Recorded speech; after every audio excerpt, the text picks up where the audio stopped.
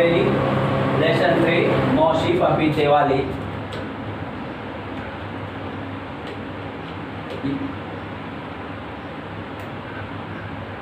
सुप्रभातम, मैं भोला शंकर सिंह, आपका हिंदी अध्यापक। आज हम आपको कक्षा 8 हिंदी पाठ्य पुस्तक कावेरी के पाठ 3 मौसी पपीते वाली पाठ का अध्ययन करेंगे, जिसके लेखक आधुनिक लेखक देवेंद्र सत्यार्थी हैं।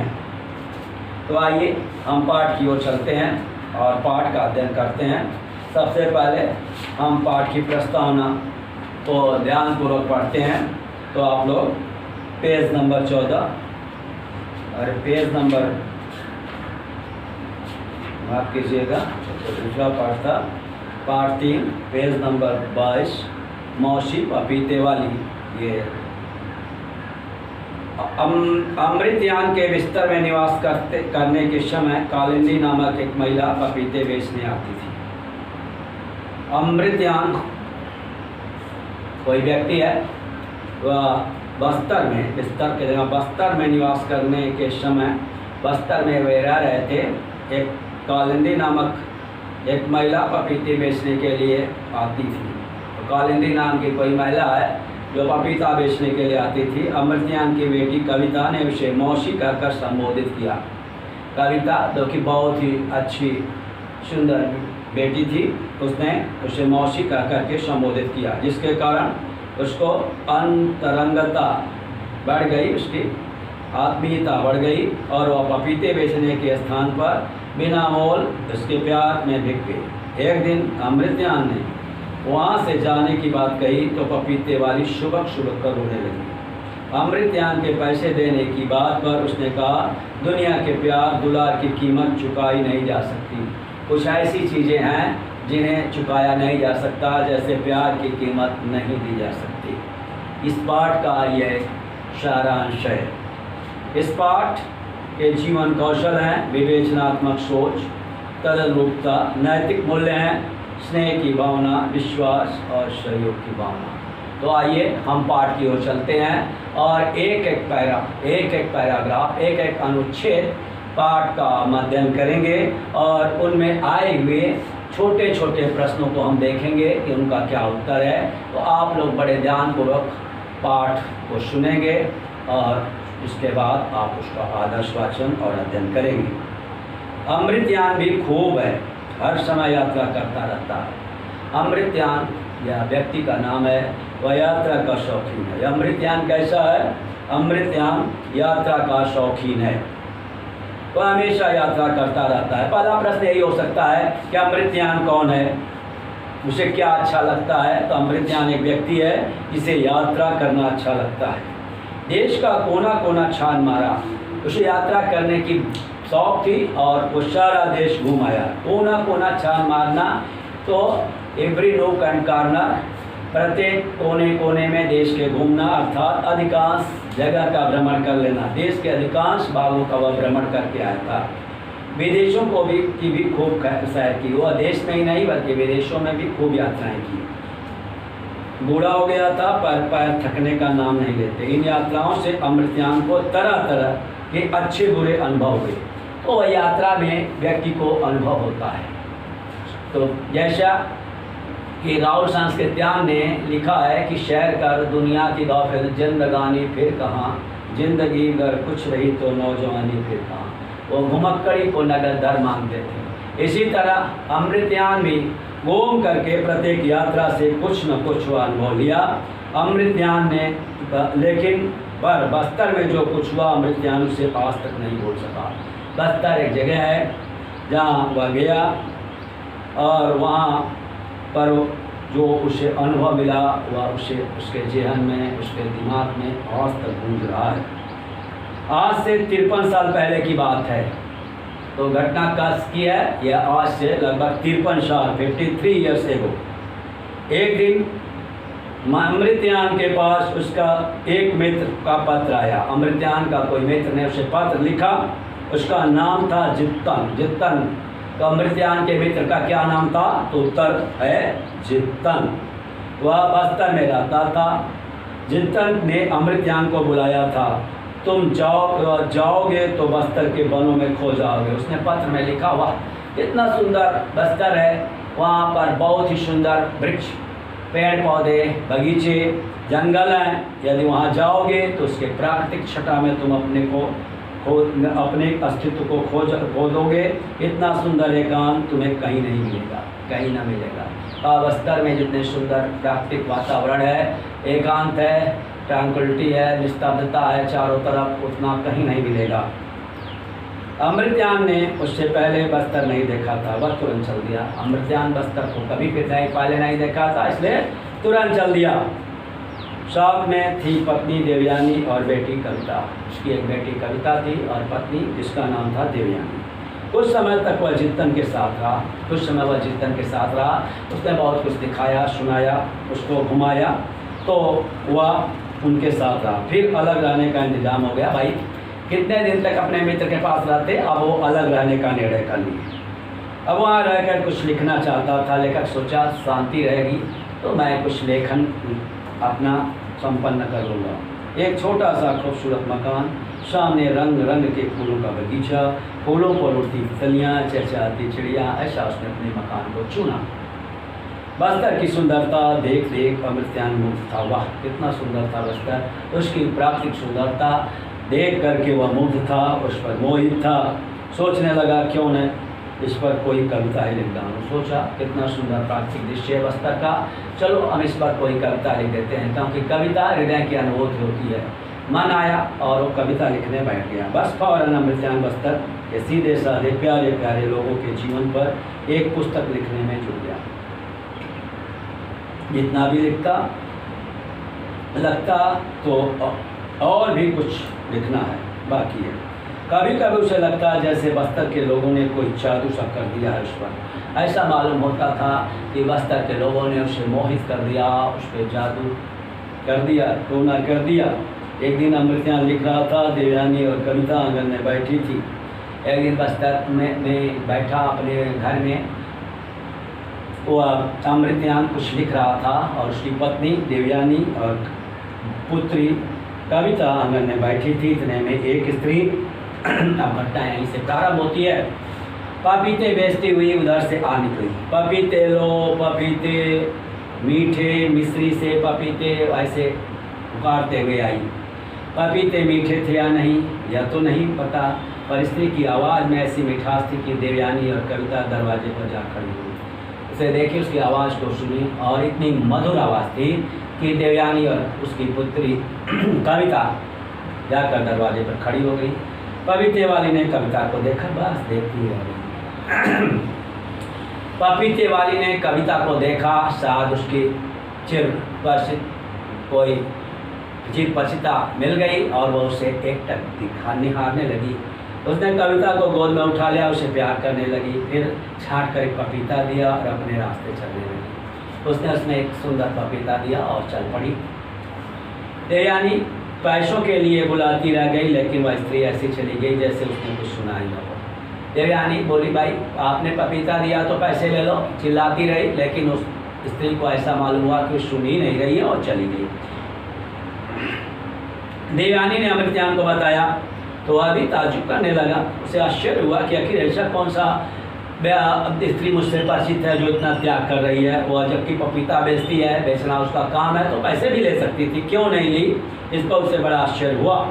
अगले दिन फिर आई पपीता बेचने वाली। कविता दौड़ कर बाहर गई, उसे देखकर वह प्यार से बोली, लेगी पपीता?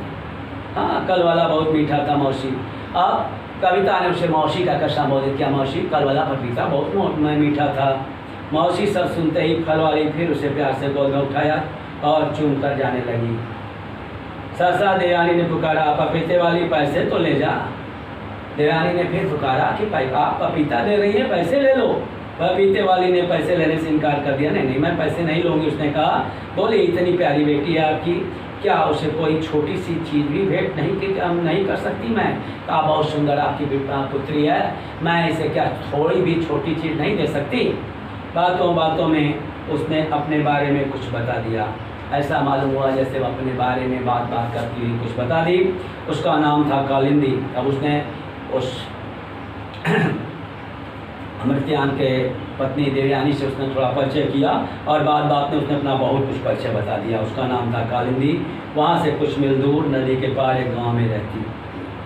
दुनिया में उसको में कोई नहीं था, उसका अकेली थी। या कहते कहते आंखें भर आई, उसकी आंखों से आंसू आ गए। लेकिन फिर जैसे उसे अपनी भूल पता चली, बोली नहीं अकेली कहाँ, सभी गांव वाले तो मेरे अपने हैं, स्कूल के बच्चे भी हैं जिनके लिए रोज़ ताजे पपीते लेकर जाती हूँ, और फिर कविता भी तो है, या मेरी अपनी बेटी है। सुनकर देवयानी की आंखें भी भर आई और तब तक अमृत्यान भी बाहर आ गया था। उसने भी पैसे लेने की जिद की तो कालिंदी बोली, बाबूजी आप बेकार चिंता करते हैं, मैं एक पैसा भी नहीं छोड़ने वाली, एक दिन पूरा हिसाब करूँगी। हाँ, उसने कहा कि मैं पैसा छोड़ने वाली नहीं हूँ, एक दिन मैं पूरा हिसाब करूँगी। अमृत्यान क्या कहता चुप रहा। कितनी सी देर में कविता कालिंदी के इस कदर घुल मिल गई कि कालिंदी चली तो वह भी उसके साथ चल दी। कालिंदी बोली, ले जाऊँ बाबूजी से भी अपने साथ। ना अमृत्यान मना कर सका न देवयानी, कविता कालिंदी के साथ चल पड़ी। शाम के समय कालिंदी उसे घर छोड़ती गई। फिर तो रोज का नियम बन गया। कविता सुबह से ही नहा धोकर अच्छे कपड़े पहनकर कालिंदी मौसी के इंतजार में बैठ जाती। बच्ची थी, उसे अपना पराया का ज्ञान नहीं था, इसलिए वह कालिंदी के कई मौसी का इंतजार करने के लिए बैठ जाती थी। ठीक समय पर पपीतों से भरी टोकरी सिर पर रखे आती दिखाई देती कालिंदी। कविता चिल्ला पड़ती, मौसी पपीते वाली, मौसी पपीते वाली। ये जो इसका शीर्षक है इसी पर रखा गया है, चिल्ला पड़ती। फिर कविता कालिंदी के साथ चली जाती, दिन भर उसी के साथ रहती, मीठी मीठी बातें करती, कहानियाँ सुनती। आंधी तूफान में भी कालिंदी का नियम कभी न टूटता। एक दिन धुआंधार बारिश हो रही थी, कालिंदी एक पुराना सा छाता लिए आ गई। अमृत्यान ने पूछा, क्या ऐसे समय में भी पपीते बेचने के लिए आना जरूरी था? कालिंदी एक क्षण चुप रही, फिर कहा, मैं न आती तो स्कूल के बच्चे मेरी बाट देखते, बच्चों के बीच रहकर मुझे भी खुशी होती है, कविता को देखे बिना भी तो चैन नहीं पड़ता। कालिंदी क्या लगता है तुम्हें कविता को देखकर? आज तुम्हें बताना ही होगा। तब देवयान ने प्रश्न किया कि अमृत्यान ने प्रश्न किया कि बता, आज तुम बता ही दो, तुम कालिंदी को देखकर क्या अनुभव करती हो? अब कालिंदी छिपा न सकी, उसने बता दिया, बिल्कुल कविता जैसी ही उसकी बेटी थी। आज से 4-5 वर्ष पहले गांव में हैजा फैला, वह उसकी चपेट में आ गई। कालिंदी का पति भी हैजे का शिकार हो गया। तब से फल बेचकर कविता बेचकर वह गुजारा करती है। स्कूल के बच्चों को देखकर प्यार उमड़ आता है। उसकी बेटी आज होती तो वह भी स्कूल में पढ़ रही होती। उन चीज़ों को देखकर जो उसकी बेटी कर रही होती है उसे प्रेम उत्पन्न हो रहा है। बिल्कुल कविता जैसी थी बाबूजी, गोरी गोल मटोल। कहते कहते कालिंदी की आंखों में आंसू छुपा चले। ऐसा कर करके उसके आंखों से आंसू बहने लगे। इसके तीसरे दिन की बात है। कालिंदी सुबह कविता को लेकर गई पर शाम को नहीं लौटी। कह रहे हैं कि इसके तीसरे दिन ऐसी घटना घटी कि कालिंदी कविता को लेकर गई, फिर वापस नहीं आई। दिन भर हल्की उदी बांधी होती रही। शाम होते होते जोर की बारिश शुरू हो गई। अंधेरा हो गया पर कालिंदी का कुछ पता नहीं चला। बारिश तेज हो गई, अंधेरा हो गया, लेकिन कालिंदी अभी तक घर नहीं लौटी। अमृत्यान दौड़ा वहाँ गया जहाँ स्कूल के बाहर कालिंदी पपीते बेचा करती थी। एक दुकानदार से पूछा, वह बोला, पपीते वाली तो आज दोपहर को ही चली गई, उसके साथ एक छोटी लड़की थी। उसने कहा, हाँ उसके साथ एक छोटी लड़की थी। सुनते अमृत्यान का जीभ धक से आ गया। उस घर आकर देवयानी को बताया। देवयानी रोते रोते बेहाल हो गई। उसकी माँ थी, चिल्लाकर बोली, ले गई तो पपीतों के पैसे नहीं लेती थी। तभी मुझे शक हुआ कि ठिकाती थी न थी कि एक दिन सारा हिसाब करूँगी। कर लिया ना हिसाब। न जाने मेरी फूल सी बेटी कहाँ होगी। अब पता नहीं मेरी ये फूल सी कोमल बेटी कहाँ होगी। नहीं देवयानी, ऐसा नहीं हो सकता। अमृत्यान समझाने की कोशिश करता कि वह ऐसी नहीं थी, मैंने उसकी आंखों में देखा, वह कभी धोखा नहीं दे सकती। पर देवयानी पर किसी बात का असर नहीं हो रहा था। लेकिन देवयानी मानने को तैयार नहीं थी। परदेश में हम किससे मदद मांगे, कौन ढूंढ कर लाएगा हमारी बेटी को? उसने सोचा, यहाँ तो हमारा कोई पर्ची नहीं है बस्तर में, हम किससे मदद मांगे, कौन हमारी बेटी को ढूंढ कर लाएगा? इन सब समस्याओं में वो पड़ी थी। कहते कहते देवयानी हिचकियाँ बंध गई। धीरे धीरे वह हिचकियाँ लेने लगी। अमृत्यान देवयानी को धीरज बधाते खुद रो पड़ा। अमृत्यान भी रो पड़ा देवयानी को समझाते समझाते। रात भर पानी बरसता रहा। अमृत्यान मन ही मन सोच रहा था, क्या पुलिस की मदद लूँ? वह सोच रहा था कि क्या मैं पुलिस की मदद लूँ, पर जाने क्यों उसे पूरा विश्वास था कि कालिंदी जरूर लौट कर आएगी। लेकिन उसका मन रोक रहा था, नहीं कालिंदी ऐसा नहीं कर सकती, वह जरूर लौट कर आएगी। दिन निकला, बारिश कुछ कम हुई। अमृतजान सोच नहीं पा रहा था कि वह क्या करे। तभी उसे कालिंदी की आवाज़ सुनाई दी, बाबूजी दीदी, और उन्हें सुनाई पड़ा बाबूजी दीदी का करके। उसने उनके अमृतजान और देवयानी को संबोधित किया। अमृतजान ने झट से दरवाज़ा खोला, देखा सामने कालिंदी खड़ी थी, साथ में थी कविता। कालिंदी अपराधी भाव से कहा, माफ़ कीजिए बाबूजी, आपको परेशानी हुई। हुआ क्या था, साफ साफ क्यों नहीं बताती? अमृतजान ने कुछ गुस्से में कहा। अमृतजान थोड़ा क्रोधित था, रात भर परेशान था, इसलिए वह गुस्से में था। कहा, बताओ हुआ क्या था? कालिंदी भीतर आई, बोली, कई दिनों से कविता मेरा गांव देखने की जिद कर रही थी। कल बारिश के कारण स्कूल की छुट्टी हो गई। मैंने सोचा इसे गांव दिखा लाऊं, शाम को छोड़ आऊँगी। जल्दी मैं आपको बताया भी नहीं, पर वहाँ यह बच्चों के साथ खेल कूद में मस्त हो गई, क्योंकि वहाँ पे बच्चे आसपास के थे, उसके साथ खेलने लगी। शाम के समय लौटने के लिए कोई नाव न मिली। शाम के समय जब मैं लौटना चाहती थी घर, तो कोई नाव नहीं मिली। बारिश में नदी उफन रही थी, रात घिरने को थी, कोई मल्लाह चलने को राजी नहीं हुआ। ये सब कारण थे। मुझे मालूम था कि आप परेशान होंगे, पर क्या करके वह रुक गई। देवयानी कविता को छाती से चिपकाए कालिंदी की बात सुन रही थी। देवयानी अपनी बेटी को दौड़ करके अपने सीने से लगा लिया और कालिंदी की बात सुन रही थी। रात में उसने कालिंदी को भला बुरा कहा था, इस बात का उसे गहरा पछतावा था।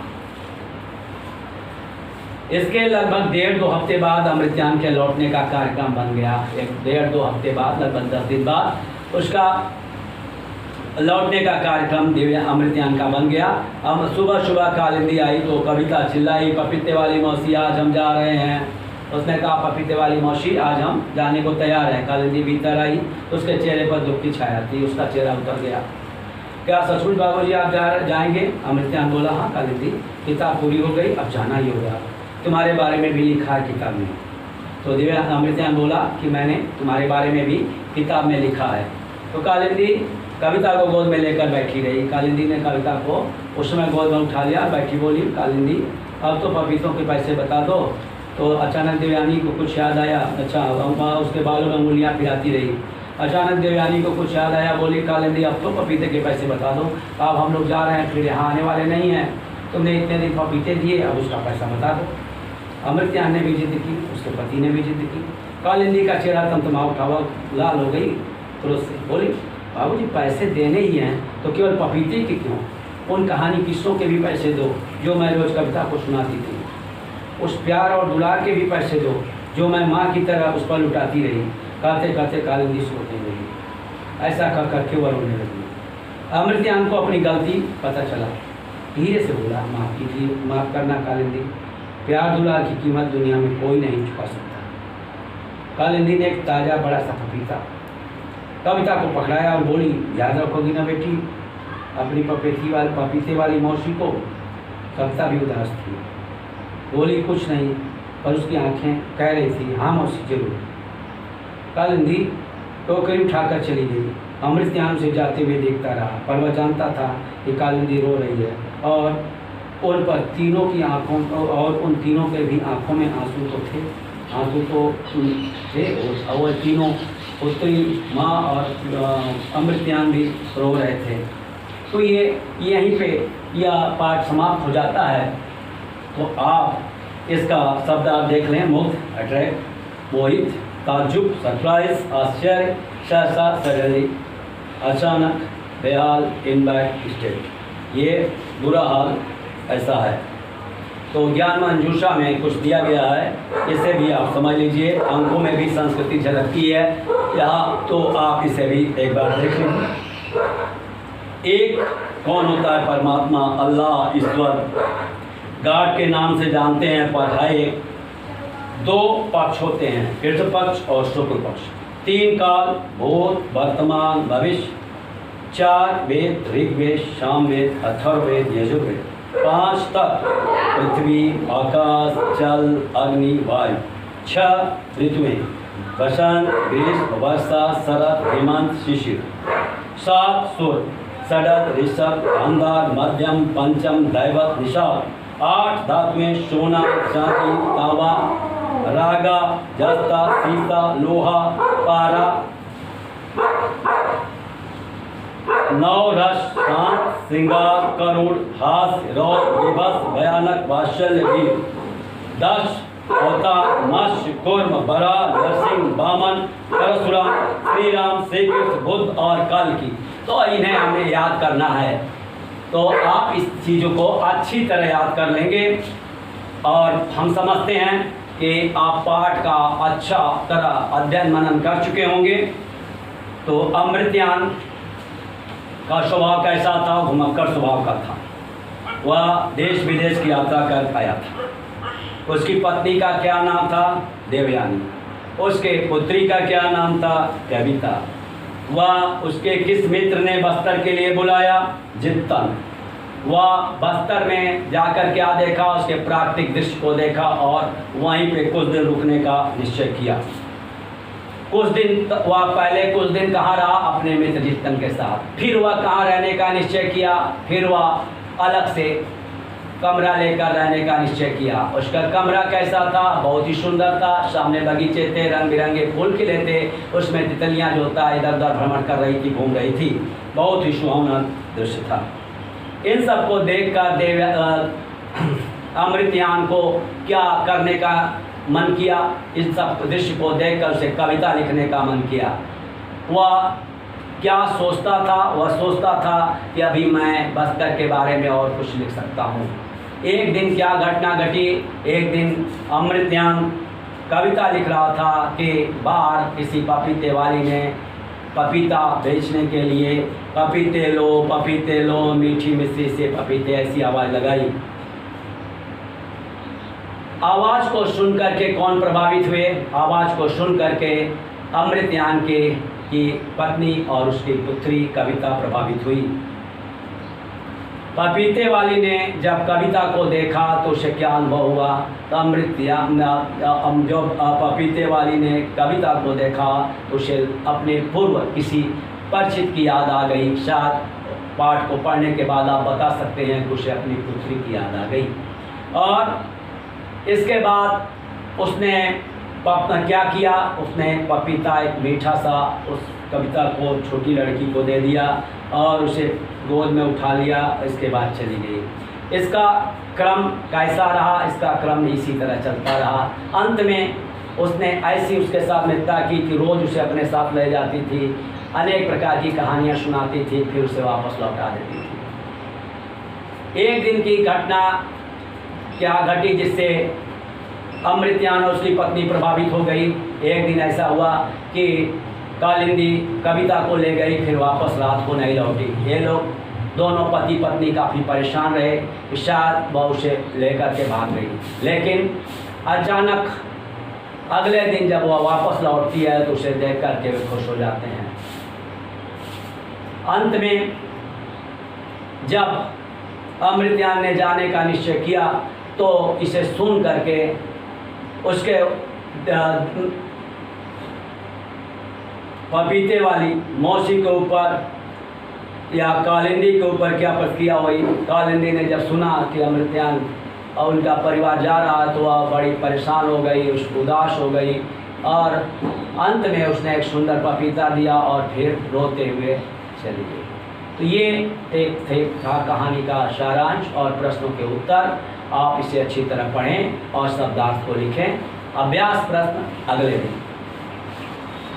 तो ये आज यहीं पे पाठ समाप्त होता है।